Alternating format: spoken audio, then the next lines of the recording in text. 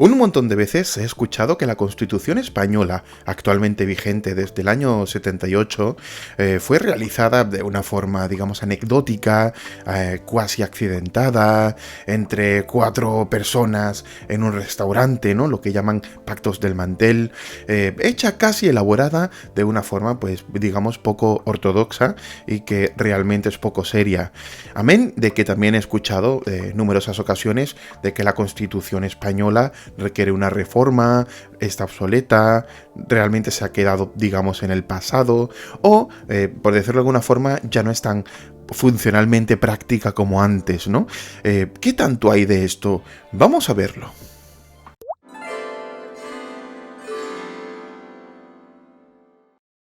Bien, en primer lugar tenemos que ver los antecedentes de la Constitución. Esta es la séptima Carta Magna que tenemos en España, si no contamos, por ejemplo, otros estatutos y otros textos legales que sí hemos tenido y que cuasi han tenido, digamos, la valoración de Constitución, sin llegar a ser tal, ¿no? Amén como la Constitución que se hizo, digamos, republicana después de Amadeo de Saboya, que finalmente no entró en vigencia y entró la de 1876, que fue la más longeva de la historia de España, ¿no? De hecho, esta Constitución española del 78 está durando muchísimo y es actualmente de lo más longevo que ha existido en temas de Constitución en España. Antes de la primera Constitución del 812 se dieron los Estatutos de Bayona del 1808, que hasta 1812, digamos, tuvo plena vigencia, y del 1812 al 14 la PEPA era vigente. Sin embargo, sabemos perfectamente que esa Constitución, la primera que se realizó en España como tal, realmente tuvo todo tipo de problemas y solamente se implantó del 12 al 14, del 20 al 23 en lo que se denomina el trienio liberal, y después muy así, de forma muy libre, en un año, en el 36, si no recuerdo mal, y tuvo todo tipo de problemas porque solamente estuvo vigente pues unos 6 años, más o menos, ¿no? Amén de que en todo el siglo XIX las constituciones no se han respetado como actualmente se respetan en lo que denominamos los estados de derecho y del bienestar, ¿no? Eso no existía como tal, no teníamos nosotros una perspectiva de derechos humanos en el siglo XIX, y las constituciones eran, digamos, redacciones que quedaban muy bonitas, eran formales, pero eran poco prácticas, porque los terratenientes al final y en el día a día, digamos, los límites del poder eran marcados por la propia vigencia de la cotidianidad, de las costumbres y de lo consuetudinario. Entonces, las constituciones estaban completamente limitadas por una realidad que impedía su plena vigencia práctica, ¿no?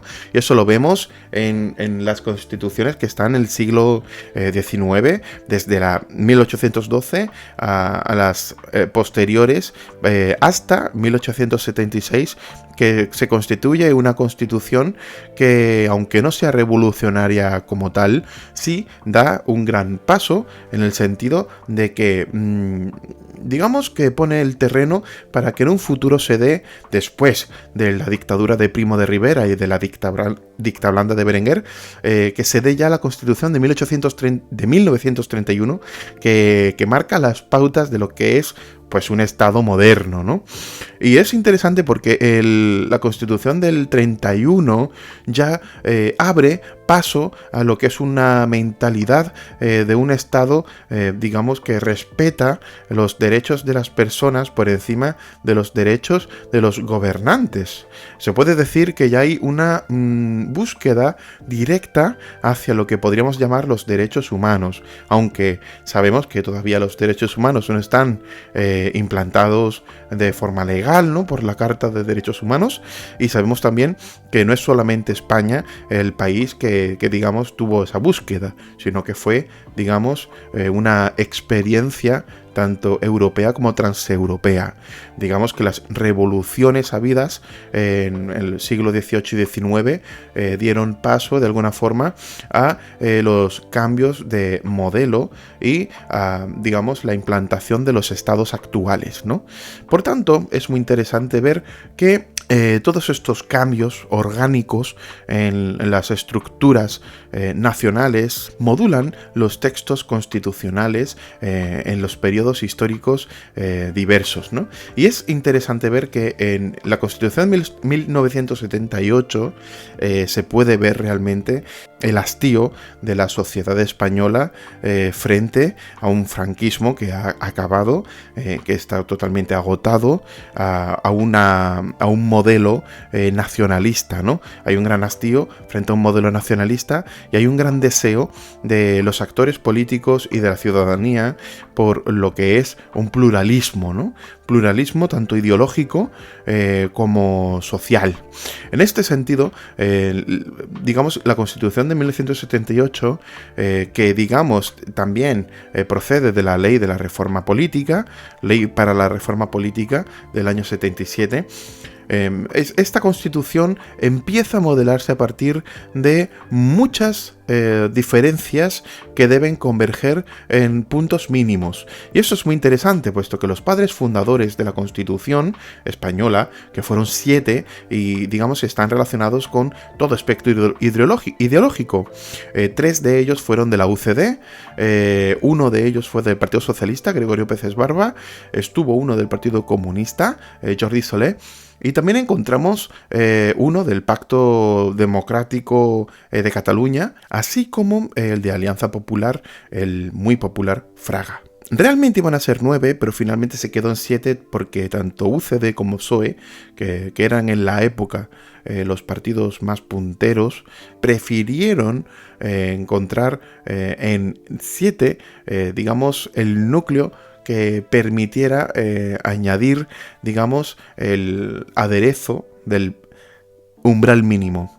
Se pensaba que con más de 7 sería muy difícil crear una constitución y por eso fueron 7 los padres fundadores. Más allá de esto, comenzó en el año 77, digamos, un proceso bastante arduo, ya que la Comisión Constitucionalista tuvo, digamos, reuniones tanto secretas y discretas como públicas, ¿no? Sobre todo en el año 78, cuando a partir de abril comienza de forma salvaje las enmiendas, ¿no? Comienza desde enero hasta abril, empieza a emitirse más de 3.000 enmiendas a la Constitución, más de 3.000 enmiendas, y ya en el año anterior, en el 77, hasta noviembre, había sido pues una tarea, digamos, muy ardua, la de poner de alguna forma un punto en común con todas las opciones políticas que querían jugar a la democracia. Ese punto en común se encontró, pero con mucho dolor y sangre. De hecho, digamos que en noviembre del año 77 hubo una filtración primero de los 39 primeros artículos de la Constitución española del anteproyecto y después de lo que era todo el texto. Y hubo un revuelo en España, ya que todavía se notaba que no se había encontrado el punto medio entre todas las fuerzas políticas y bueno, se hablaba de pena de muerte, de argumentos que realmente eran sesgados y que impedían un punto en común. Es decir, todavía ese anteproyecto que se había filtrado pues tenía todo tipo de pequeñas máculas que impedían, digamos, un consenso. Por tanto, digamos que durante todo el año 77 fue una política de búsqueda de consenso, tanto a puerta cerrada, íntimamente, como a puerta abierta, de forma discrecional, de forma discreta, pero siempre intentando encontrar ese equilibrio, ¿no?, entre las pláticas internas y las externas. Sobre todo en el año 78, cuando ya se presentó, creo que fue en enero, el 5 de enero, si no recuerdo mal, se presentó el texto para empezar a emitir todo tipo de cambios en el Congreso de los Diputados para después remitirlo al Senado. De hecho, digamos de enero a abril el proceso fue muy arduo, ya que más de 3.000, como he dicho, enmiendas pues tuvieron que ser vistas. Y de hecho la constitución que emergió a partir de ahí tuvo que ser valorada en el Congreso de los Diputados, y esto se dio en 12 sesiones en julio del año 78. Es decir, ya vemos que la modelación del texto constitucional parte de premisas preconstitucionales, y vemos que continúan en procesos plenamente de preproducción constitucional, en los que hay todo tipo de brainstormings por parte de muchos agentes que representan todos los espectros políticos, con un espíritu de respeto de lo que es la pluralidad, de la libertad de pensamiento y de expresión. Por eso fue tan complejo este proceso, tanto anterior como en el momento de la creación de un proyecto o anteproyecto constitucional. Pero eso no fue lo más complejo de todo, porque al llevarlo a la Cámara tuvo que modelarse con todos los actores políticos. Recordemos que los padres fundadores fueron 7 y solamente estuvieron relacionados con, si no recuerdo mal, 4 partidos políticos: UCD, Partido Socialista, el Partido Comunista de la época y el Pacto Democrático de Cataluña. Es decir, estos 4 partidos fueron, y la Alianza Popular, perdón, estos 5 partidos fueron los que realmente pues crearon el anteproyecto y, digamos, generaron la preproducción constitucional. Pero lo que es la producción constitucional como tal tuvo que ser emitido tanto en el Congreso como en el Senado.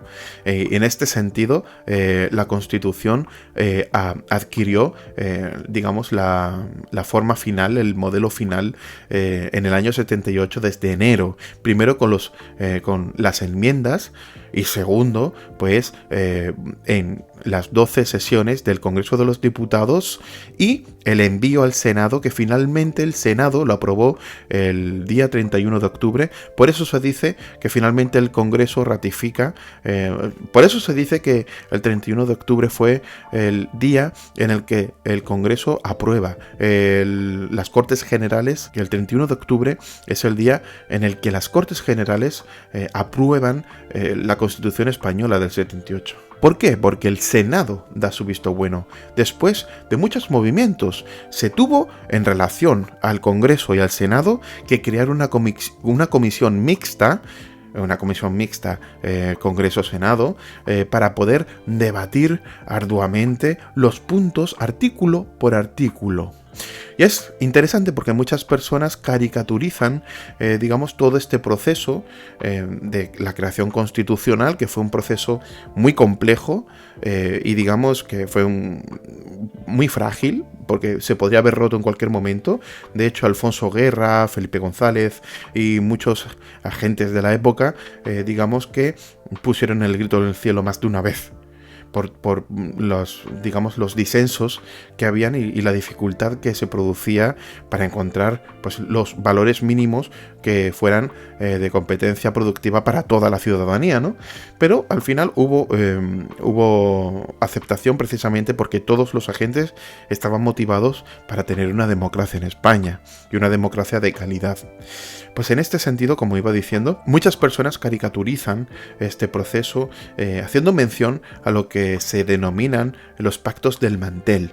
¿Qué mantel? Pues el mantel de la mesa de un restaurante que se llama José Luis, que estaba en una calle Rafael Salgado de Madrid, y que es muy famoso ya que en el 22 de mayo del año 78, frente a todas las presiones de las enmiendas y de los actores del Congreso, que eran unas presiones, digamos, insalvables casi, entonces al final se pasó a una política muy a la española. Es decir, hemos estado todo el año 77, por decirlo de alguna forma, preproduciendo la Constitución, hemos estado produciendo la Constitución y hablando con todo tipo de agentes transparentes tanto en lo privado como en lo público, ya que a partir del 78 ya se hacía a puerta abierta también y había una transparencia en los diálogos en este sentido. Así que todo aquello que vemos que es insalvable tenemos que empezar a trabajarlo de forma articulada. Por tanto, vamos a irnos de bares y vamos a hablarlo tranquilamente. De hecho, es interesante, porque en diplomacia, aquellas personas que hayan estudiado ciencia política sabrán que en lo que es la diplomacia profesional también se usa, digamos, ese elemento de contexto distendido para hacer una diplomacia de segundo orden, una diplomacia que no se halla en el formalismo, sino en lo disformal, ¿vale? Sino en lo relajado. Entonces, claro, a mí me parece muy inteligente pasar a esa estrategia, ya que aquello que no terminamos de ver con las presiones y las tensiones de las Cortes Generales, bueno, vamos a cenar y vamos a discutirlo como amigos y compañeros, y vamos a ir a un restaurante y vamos a dialogarlo. Y esa noche, el 22 de mayo, se puso de alguna forma en contexto, en orden, en consenso, 20 y pico artículos. Es decir, no es que se escribiera toda la Constitución esa noche, sino que fruto de más de un año de trabajo, fruto de mucho tiempo y de muchas fuerzas invertidas, finalmente esa noche se pudo llegar, digamos, a un consenso con respecto a unos cuantos artículos, pero realmente no es que toda la Constitución fuera creada ex post facto o ad hoc esa noche, no es tanto así. Es que tras mucho trabajo, tras muchos quebraderos de cabeza, esa noche se estaba llegando por fin, en un contexto distendido, se estaba llegando pues a algo que tenía ya cuerpo y forma de constitución, estaba articulado y estaba de alguna forma bien presentado y era atractivo para todas las partes, mínimamente. Y eso es un gran avance. De hecho, a partir de los pactos del mantel, digamos que también se puede considerar como la última parte del proceso de la producción constitucional. A partir de ahí es cuando ya los actores políticos empiezan a entenderse desde una perspectiva diferente, ya sin los vaivenes de las tensiones del Congreso y de las Cortes, sino ya con un elemento, digamos, más personal. Es decir, vamos a hablar de tú a tú. A ti, ¿por qué te conviene tanto que yo no ponga esto en el artículo? Pues es que tal. Vale, pues mira, no piensas que esto, que tal, que ta. Realmente es interesante porque no estuvieron los 7 padres fundadores en esas reuniones de los pactos del mantel y demás, sino que se dice que solamente estaban aquellos de la UCD y del Partido Socialista. ¿Realmente eso implica que entre dos partidos se hizo toda la Constitución? No. Como hemos dicho, la Constitución tiene un amplio trabajo procesual. Es un trabajo que requiere todo tipo de comisiones, todo tipo de reuniones, de ponencias, tanto secretas, discretas como abiertas, ¿no? Y finalmente el resultado, como se puede ver, es, digamos, su ratificación en diciembre por el rey, por el monarca, por la corona, a principios de diciembre, y finalmente el 29 de diciembre su entrada en vigor gracias al apoyo popular, ¿no? Pero claro, ¿por qué se dice que la Constitución está hecha en 2 días y malamente? Pues pienso que se dice primero por una cierta despección a la propia Constitución española, lo cual, bueno, es totalmente legítimo, sin embargo estoy totalmente en contra. Yo creo que es la mejor Constitución que hemos tenido nunca, hay que mejorarla, eso sí, ha habido 2 reformas constitucionales, una en el año 92 y otra en el 2011, y han sido sobre todo por la entrada en la Unión Europea, para poder, digamos, tener una buena armonía con lo que es la jerarquía normativa. Sabemos que hay una Constitución Europea, y la Constitución Europea, en un par de cosillas, digamos, que entraba en conflicto con la Constitución Española. Tuvimos que poner, digamos, la palabra pasivo ¿vale? En un artículo, y tuvimos que cambiar otro artículo para poder, digamos, estar en consonancia con lo económico y lo social con respecto a las demandas europeas. Más allá de eso, no ha habido reformas constitucionales, se pueden hacer, son un quebradero de cabeza y sinceramente cuando un país está medio ardiendo no es bueno hacer reformas constitucionales. ¿Por qué? Porque una reforma constitucional no se hace para apagar fuegos, se hace para permitir la armonía. En este sentido, la reforma constitucional pienso que avivaría los fuegos. ¿Por qué? Porque la Constitución del 78 era muy avanzado para la época, se habla de nacionalidades, permite una organización territorial del Estado que satisface a todas las partes y realmente habla de derechos y de deberes de los ciudadanos en primera instancia, pero también habla de un modelo democrático que es completamente viable. El problema es que en el día a día no siempre, tanto los políticos como los ciudadanos que votamos, tenemos una cultura política y democrática plenamente satisfactoria, porque aquí estamos divididos entre bandos, pensando que unos son buenos y otros son malos, y realmente los políticos modifican muchas veces leyes para poder, digamos, hacer triquiñuelas. Y ahí vemos, por ejemplo, el tema del poder judicial, que la fusión de poderes que se han acometido poquito a poco y, digamos, la falta de separación en funciones viene sobre todo, no tanto por la Constitución. La Constitución en ese sentido está bastante bien. Viene sobre todo por las modificaciones legales que hacen los partidos en el Congreso de los Diputados para poder, digamos, poner un juez más, un juez menos, ¿vale? Entonces, en ese sentido, yo lo que estoy en contra es de la cultura de, digamos, la democracia relajada. Estoy en contra de eso porque si tenemos buenos gobernantes, el país va a ir bien, porque la Constitución es una estructura y es un modelo, digamos, esquemático y estructural que permite que florezca, digamos, lo productivo y lo salutífero para la ciudadanía. Sin embargo, unos malos gobernantes, da igual que la Constitución esté tan bien escrita, unos malos gobernantes van a primero, leer la Constitución e interpretarla a su forma, de una forma errónea. De hecho, el Tribunal Constitucional ha tenido que tumbar numerosas veces, pues, cosas que han emitido los políticos del Ejecutivo, ¿vale? Y del Legislativo. Y en segunda instancia, que el margen que tienen los políticos para poder hacer políticas, porque un político tiene que hacer políticas y un político de ejecutivo tiene que estar en relación con el legislativo, por ejemplo, cosa obligada para que un país medianamente funcione. Pues, ¿qué pasa? Que un mal ejecutivo pues hace un caos sistemático y acomete un error sistemático en el conjunto de las instituciones del Estado. Entonces, ¿el problema es de la Constitución? Sinceramente, yo pienso que no. Pienso que se puede mejorar la Constitución. La Constitución no es, a mi modo de ver, ni mucho menos perfecta. Debería cambiarse, debería modelarse, pero no tanto top-down, sino bottom-up.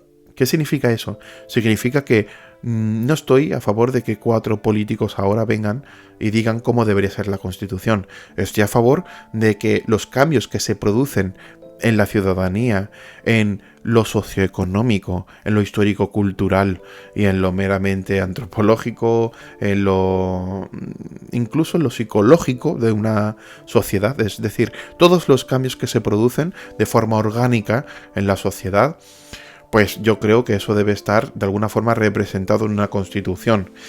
La Constitución, de todas formas, tiene una lectura general. Luego, los reglamentos, ¿vale?, son los que permiten ver puntualizaciones y los reglamentos están, en dependencia del Poder Ejecutivo, es decir, tanto del gobierno central como de los gobiernos de las autonomías como de las entidades locales. Y las leyes sabemos que la hacen el poder legislativo. En este sentido, todo está en su sitio. El gran problema es que en muchas ocasiones los políticos están motivados no tanto por un respeto a lo que es la cultura democrática, lo cual en el fondo muchos políticos tienen, pero otros tantos tienen un respeto a sus propias motivaciones e intereses, tanto personales como transpersonales, es decir, del partido. Y eso quiere decir que ese tipo de políticos tenemos que tumbarlos. Tienen que desaparecer con el tiempo. No podemos seguir apoyando de forma directa a políticos que de forma descarada lo que buscan es eso, ¿vale? ¿Cómo puede cambiar eso con la sociedad? Pues eso tiene que cambiar con la cultura social. Es decir, mientras en la sociedad sigamos con una división sociológica, una división ideológica y, por última instancia, política, pues no podemos estar, digamos, en plena unidad. Esa unidad requiere que todos pensemos en el bien común. Y el bien común es que prospere tanto la paz como el respeto a las libertades de pensamiento, de ideología, de religión, de lo que queráis. Y aquí veo que cada vez que uno dice su opinión, pues el otro, de forma ciertamente agresiva, tiende a espetarle por no llevar la razón, ¿no? A mí eso me preocupa la falta de flexibilidad mental que tenemos con respecto a la tolerancia y al respeto por la diferencia ideológica. Y eso es incompatible precisamente con la Constitución española. Entonces, ¿qué es lo que falla desde mi punto de vista con lo que es la Constitución y su espíritu? No es tanto el cuerpo, la forma y el espíritu constitucional, sino el cuerpo, la forma y el espíritu de la cultura política de este país, tanto desde abajo, la ciudadanía, como desde arriba, los políticos. Porque seamos claros, los políticos no son peores que las personas que votan a esos políticos. Nosotros tenemos mucha responsabilidad, precisamente porque en el fondo la ciudadanía de alguna forma responde de forma simétrica a las actuaciones de los políticos. Y esto puede ser un círculo vicioso. Yo entiendo que se puede pensar, bueno, pero es que nosotros no podemos cambiar esto. Pero la verdad es que no es tanto así. Tenemos mecanismos. El primero y el más básico es el del voto, ¿no? Luego tenemos la oportunidad de hacer proposiciones de ley, que con 500.000 firmas una proposición de ley puede salir adelante. Y tenemos que quitarle poder al Ejecutivo si queremos que las proposiciones de ley, por ejemplo, no puedan ser tumbadas por el Ejecutivo. Pero más allá de eso, nosotros tenemos capacidad para generar asociaciones, para crear partidos, para dar mucho ruido y sobre todo individualmente tenemos la capacidad para aprender cultura política.